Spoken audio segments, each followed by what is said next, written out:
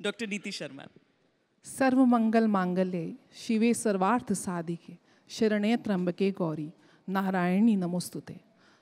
राष्ट्र के सभी जनों को और विश्व के सभी जनता को ये नया वर्ष आप सबके लिए मंगलकारी हो, शुभ हो, क्योंकि हमारी सनातन संस्कृति विश्व के कल्याण की बात करती है, वसुदेव कुटुंबकम की बात करती है। सर्वप्रथम मैं बात करूंगी भारत की कुंडली की। आज ज्योतिष शास्त्र में एक चीज़ देखने की बात है कि हम शुभ और अशुभ जो प्लैनेट्स हैं वो दोनों प्रकार के होते हैं। इसी प्रकार से हम मल्टीपल कुंडलियों का विश्लेषण करते हैं। सूर्य कुंडली, चंद्र कुंडली, लगन कुंडली, आपकी दशानाथ की कुंडली और वर्ग कुंडलियों के विश्लेषण के बाद ही हम फाइनल डिसीजन लेते हैं, जिसमें सकारात्मक और नकारात्मक दोनों ही ऊर्जाओं का संचार होता है।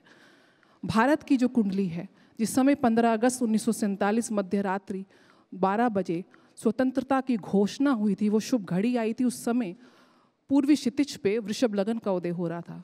और इस वर्ष जो 3 ग्रह, बाहरी ग्रह गुरु और शनि राशि परिवर्तन करने, साथ में 2 छाया ग्रह राहु और केतु का राशि परिवर्तन से भारत की कुंडली का अगर हम आंकलन करें तो गुरु मध्य वर्ष के अंदर भारत की कुंडली के धन भाव में गोचर करेगा। और गुरु भारत की कुंडली में लाभ भाव का स्वामी है, तो कहीं ना कहीं भारत वर्ष के लिए ये धन योग का वर्ष है। इस वर्ष आप देखेंगे कि मध्य वर्ष के बाद जीडीपी राइज करेगी। भारत का जो टैक्स रेवेन्यू है, जो भारत का राज्य कोष है, उसमें वृद्धि होगी। उसकी पंचम दृष्टि जो है षष्ठम भाव पे पड़ रही है। इस वर्ष आप देखेंगे कि जो ऑनरेबल सुप्रीम कोर्ट है, उसके पटल से कुछ बहुत ही महत्वपूर्ण निर्णय भारत की जनता के हित के लिए आएंगे। वहीं हमारी हेल्थ सुविधाओं के लिए भी बहुत ज़्यादा प्रोग्रेसिव और रिफॉर्म्स प्रेजेंट गवर्नमेंट लेकर आएगी। बहुत ज़्यादा हॉस्पिटल्स का निर्माण होगा, इंफ्रास्ट्रक्चर की गति बढ़ेगी। साथ साथ कहीं ना कहीं कुछ एक विशेष सेक्टर हैं, जो लोग शेयर मार्केट में ट्रेडिंग करते हैं, बैंकिंग के शेयर्स बहुत ज़्यादा शूट करेंगे। इस वर्ष मेटल के शेयर्स, उसमें गोल्ड है, कॉपर है, वो बहुत ज़्यादा शूट करेंगे। पेट्रोलियम प्रोडक्ट्स बहुत ज़्यादा शूट करते हुए देखे जाएंगे। इंश्योरेंस सेक्टर बहुत अच्छा काम करता हुआ देखा जाएगा। साथ साथ कहीं ना कहीं इस वर्ष राहु और शनि का जो ट्रांजिट है, राहु भारत की कुंडली में दशम भाव जो कहीं ना कहीं सत्ता को दिखाता है, और शनि भारत की कुंडली में जो योग कारक ग्रह बन जाता है, वो लाभ भाव में विराजमान होगा। इस वर्ष हम देखेंगे कि जियो पॉलिटिकल लेवल पे भारत की जो डिप्लोमेटिक रिलेशंस हैं इंटरनेशनल प्लेटफॉर्म पे, वहाँ पे उनकी साख बढ़ेगी। बॉर्डर्स से रिलेटेड बहुत महत्वपूर्ण रक्षा मंत्रालय ना केवल निर्णय लेगा, लेकिन बजट में भी देखेंगे कि डिफेंस मिनिस्ट्री का जो बजट है वो काफ़ी ज़्यादा इजाफा करते हुए हमारी जो रक्षा तंत्र है उसको और मजबूत करता हुआ देखा जाएगा। पीओके की बात करूंगी, पीओके से संबंधित भी पाकिस्तान ऑक्यूपाइड कश्मीर के लिए भारत एक महत्वपूर्ण निर्णय लेता हुआ देखा जाएगा। इस वर्ष अगर हम देखें तो युद्ध की स्थिति मध्य वर्ष के बाद कहीं ना कहीं भारत मध्यस्थता की बात करते हुए एक विश्व पटल पर अपनी साख को और मजबूत करता हुआ देखा जाएगा। अब मैं बात करती हूँ कुछ अशुभ जो तत्व हैं इस वर्ष में कैसे रहेंगे। मंगल के प्रभाव से कहीं ना कहीं एक उग्रता जनता के अंदर देखी जाएगी।